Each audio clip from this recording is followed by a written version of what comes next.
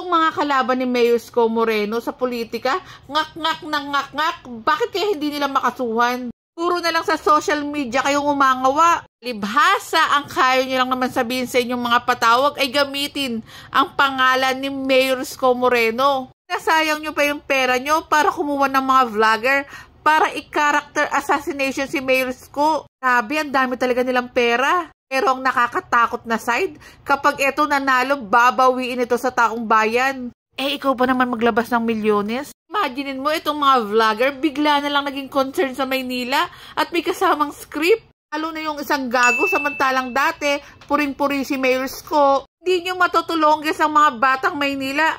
Matatalino to it's. Alam nila kung sino ang totoong may malasakit. Hindi yung biglang susulpot at mga ngako ng kung ano-ano. Hindi din yung biglang kilos. Mayor Isko, hindi niya kailangan magdrama sa taong bayan at manira. Pucha, yung isa nga dyan may paiyak-iyak pa. Tapos sasabihin sa taong bayan, pagod na. Scripted yarn. Or baka paawa effect. Paano pa pag naging mayor to, iiyakan mo na lang ang mga batang Maynila?